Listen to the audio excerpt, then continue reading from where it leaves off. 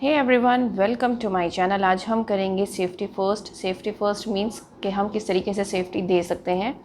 AIIMS हमारा इस chapter को पढ़ने का क्या मकसद है, to enable the students to understand how accidents happen, कि हम बता सकें बच्चों को किस तरीके से एक्सीडेंट्स होते हैं और एक्सीडेंट्स को हम कैसे अवॉइड कर सकते हैं, और अगर कोई इमरजेंसी आ जाती है तो हम घर पर उसको या स्कूल पर या रोड पर हम किस तरीके से डील कर सकते हैं।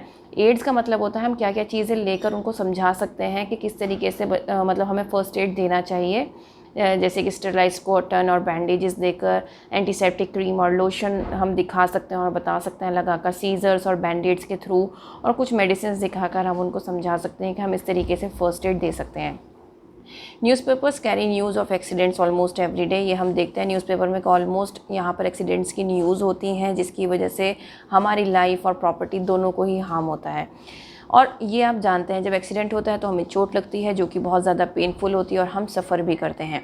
तो अगर हम चाहते हैं कि हम उन एक्सीडेंट से बच जाएं तो हम क्या कर सकते हैं, हम सेफ्टी रूल्स को फॉलो कर सकते हैं, चाहे वो हम घर के अंदर हों, स्कूल में हों, या फिर किसी रोड पर चल रहे हों, या फिर हम प्लेग्राउंड में खेल रहे हों।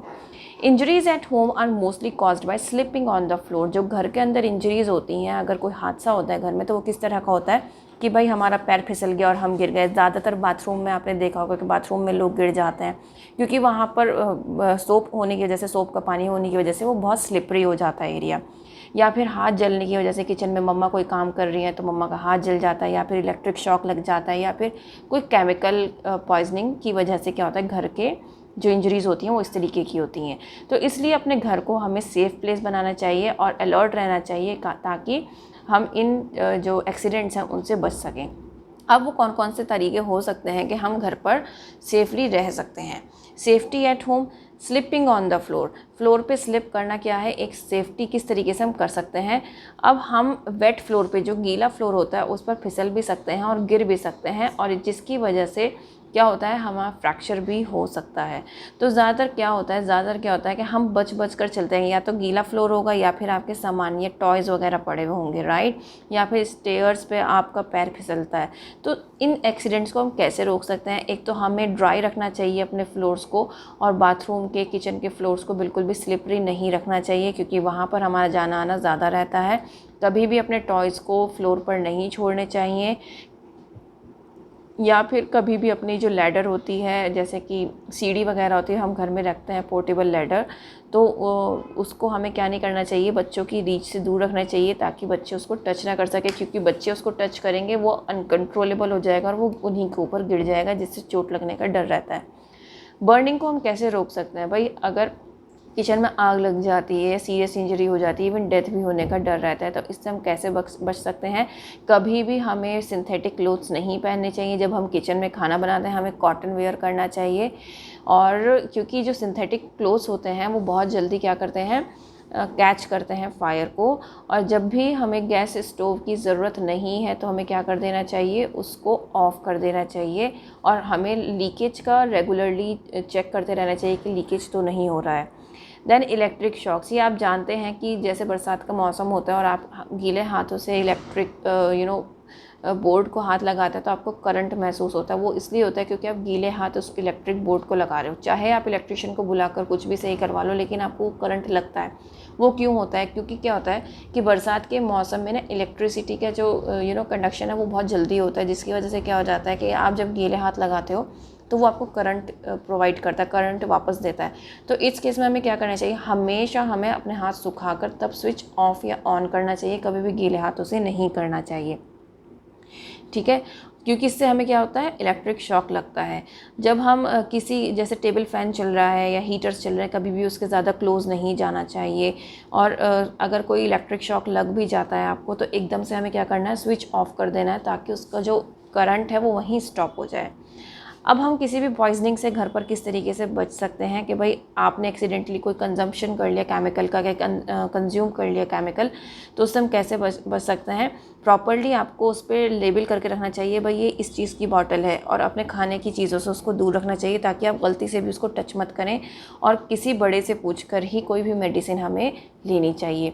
अब स्कूल में हम किस तरीके से सेफ्टी रख सकते हैं, ये आप जानते हैं कि छोटे बच्चे होते हैं तो एक दूसरे को धक्का मुक्की बहुत होती है। कई बार तो क्या होता है कि झूले पर लड़ाई हो जाती है कि मेरी बारी है मेरी बारी है, और ये नहीं होता तो स्टेयर्स पर लड़ाई हो जाती है कि भाई क्या कहते हैं, जीने पे मैं पहले जाऊंगा, या फिर रेस लगा रहे होते हैं बच्चे, या फिर डेस्क और चेयर पे पढ़ के मतलब चलकर इधर से उधर जा रहे होते हैं, खेल रहे होते हैं। तो ये तरीके हमें नहीं अपनाने चाहिए स्कूल में। प्लेग्राउंड में हम किस तरीके की सेफ्टी रख सकते हैं कि भाई गेम खेलते समय हमें एक दूसरे की टर्न का वेट करना चाहिए, चाहे वो स्विमिंग हो चाहे कोई भी स्विंग हो, ठीक है। रोड पर हम किस तरीके से सेफ्टी कर सकते हैं कि हमें फुटपाथ पर चलना चाहिए, कभी भी अपने रूल्स नहीं बनाने चाहिए। जो सेफ्टी रूल्स हैं जो लोगों ने बनाए हुए हैं, ट्रैफिक रूल्स, उन्हीं को फॉलो करना चाहिए, केयरलेसनेस नहीं दिखानी चाहिए। और जब भी हम रोड क्रॉस करें तो ज़ीब्रा क्रॉसिंग से ही हमें रोड क्रॉस करनी चाहिए। पहले हमें राइट देखना चाहिए, फिर लेफ़्ट, और फिर से राइट देखकर तब हमें क्या करना चाहिए, ज़ीब्रा क्रॉसिंग से रोड को क्रॉस करना चाहिए। कभी भी जल्दी में, या फिर जैसे वक्त निकल गया है कि भाई रेड लाइट हट गई है और ग्रीन लाइट हो रही है, तो हमें तब भी एकदम से क्रॉस नहीं करना है। तो हमें वेट करना है कि जब तक फिर से रेड लाइट ना हो जाए। फ़र्स्ट एड हम कैसे दे सकते हैं? फ़र्स्ट एड एक मेडिकल हेल्प होती है जो कि किसी भी इंजर्ड पर्सन को या सिक पर्सन को हम सबसे पहले देते हैं। कहीं भी मेडिकल में जाने से पहले, जैसे कि डॉक्टर नहीं अराइव हुआ या हम हॉस्पिटल तक नहीं पहुँचे, तो हम क्या करेंगे, उसको फ़र्स्ट एड घर पे ही दे देते हैं। तो इससे क्या होता है कि बच्चे जो इंजर्ड पर्सन है उसकी बचने की जो उम्मीद है वो ज़्यादा हो जाती है, और हम उसको इन्फेक्शन से भी बचा कर रखते हैं। तो इसलिए हमें फ़र्स्ट एड के बारे में ज़रूर जानना चाहिए, और हमें अपने घर में फ़र्स्ट एड भी रखना चाहिए।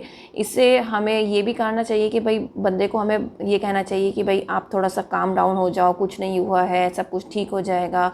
और जितने भी सिक लोग हैं, जो इंजर्ड पर्सन, उनको हमें कंफर्टेबल करना चाहिए, उनको तरीके से लिटा देना चाहिए। एक्सीडेंट के बाद ज़्यादातर क्या होता है कि लोग चीखने चिल्लाने लगते हैं, मेरे यहाँ दर्द हो रहा है, मेरी हड्डी टूट गई है, मेरे खून निकल रहा है। तो उनको पहले हमें काम डाउन करना चाहिए।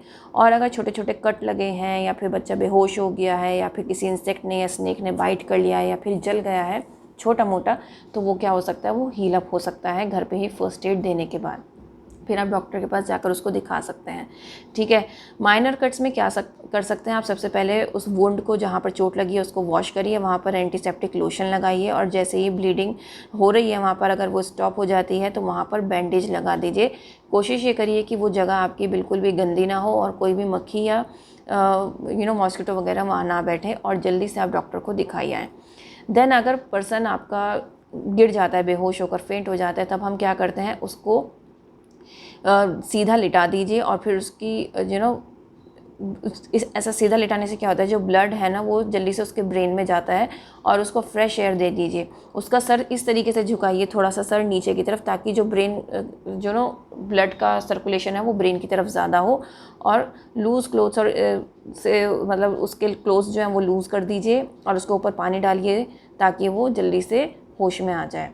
If bitten by an insect, अगर किसी इंसेक्ट ने काटा है तब क्या कर सकते हैं, इंसेक्ट का काटना बहुत ज़्यादा पेनफुल होता है, ठीक है। तो हम उसके लिए क्या कर सकते हैं, बेकिंग सोडा लगा सकते हैं, कोल्ड क्रीम लगा सकते हैं, और उस अफेक्टेड पार्ट को उसको रिलीफ दे सकते हैं इस तरीके से करके। और फिर उसके बाद हम क्या कर सकते हैं, आइस से उसकी सिकाई कर सकते हैं।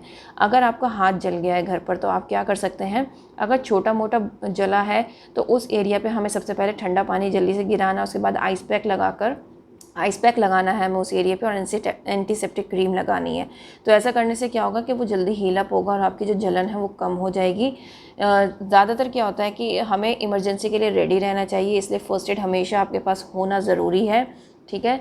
और इन सेफ्टी रूल्स को अगर हम फॉलो करेंगे तो ये याद रखिएगा कि ये सेफ्टी रूल्स ऐसे हैं जो हर घर में होना पॉसिबल है। किसी के साथ भी कभी भी कुछ भी हो सकता है, ऊपर वाला कभी किसी के साथ कुछ ना करे, लेकिन हमें छोटी मोटी फर्स्ट चीज़ों के लिए, चोट के लिए हमें फ़र्स्ट एड रखना अपने घर में बहुत ज़रूरी होता है, क्योंकि ये कहा जाता है the prevention is better than cure, right. तो प्रिवेंशन ज़्यादा ज़रूरी है कि हम उस सब कुछ प्रिवेंट करके रखें कि हम क्योर की ज़रूरत भी पड़े।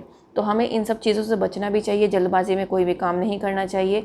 तरीके से काम करेंगे तो हम सूझबूझ से काम करेंगे, राइट। तो इस तरीके से आपका ये चैप्टर कंप्लीट हो जाता है। अगर पसंद आए तो लाइक शेयर ज़रूर करिएगा, चैनल को सब्सक्राइब करना बिल्कुल मत भूलिएगा। That's all for now, thank you.